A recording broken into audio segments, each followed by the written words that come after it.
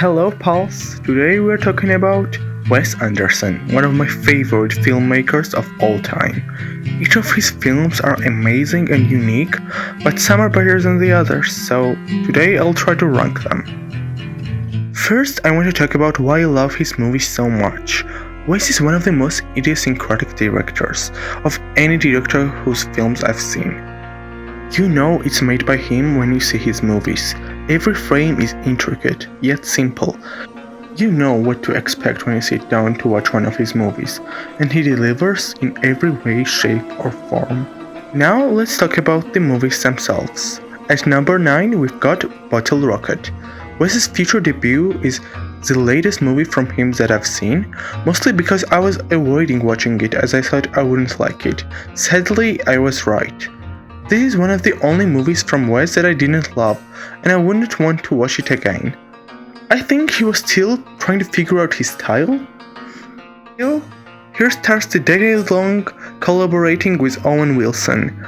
Wes having the frequent collaborators like Owen Wilson and Bill Murray is one of the many reasons I love his movies. Anyway, in this painting I am incorporating one symbol from each movie, and for this one is the yellow jumpsuit in the background the characters used during the robbery.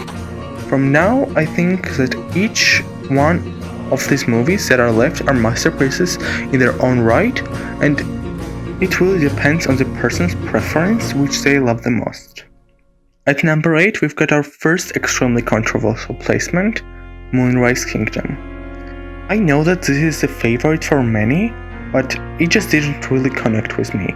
I don't have much more to say about this. It's been a while since I saw it, and I still really love the characters and the unique setting for the movie. Overall, it really isn't my favorite.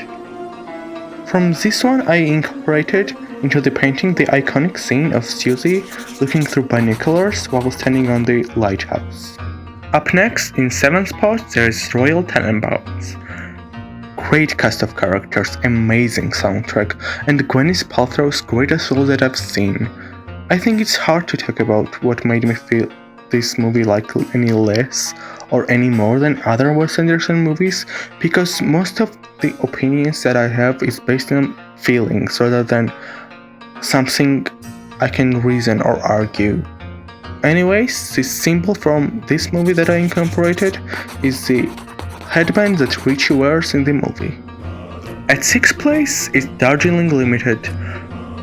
I've noticed by many this movie is actually considered one of the lesser ones from Wes's filmography, but it really connected with me very much. The themes of brotherhood, the setting of the story are the things I really loved, and I think this movie has the best soundtrack of any Wes Anderson movie. For this one, the connecting symbol I chose was, in my opinion, the most iconic scene from the movie, chasing after the train. At 5th place, we have Isle of Dogs, Wes Anderson's second go at the art of stop-motion animation. Technically, I think this is leaps and bounds ahead of the Fantastic Fox movie in terms of animation, but I think this one falls short story-wise. I thought that the story was way too convoluted, but it had amazing voice cast, so I ultimately really loved this. The symbol that I use from this one is the cable car that Atari and the dogs use for transport. At 4th place is Life Aquatic with Steve Zissou. I often watch movies alone, but this one I watched with others. I really do think that group experience really adds to the enjoyment of Wes's movies. I loved the acting and the setting of the movie.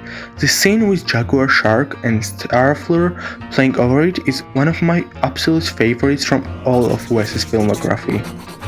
In the art from this one, I obviously included the submarine. At number 3 we have Rushmore. This, I think, the best one of Wes's movies from a screenplay perspective. All of the characters are amazing and the songs are really memorable. And also, everyone knows that every movie set in high school is literally perfect. In the painting, I inserted the red beret Max Fisher's character wears while saving Latin. Up next is Grand Budapest Hotel. With this movie, Wes really took his style to next level. Every frame is unique and beautiful. The story is rich and interesting. Character of Zero is probably my favorite of all of the movies. I think that there is a reason why this is the only movie that Wes got nominated for the Best Director at the Oscars. From this one, I obviously included the iconic hotel itself.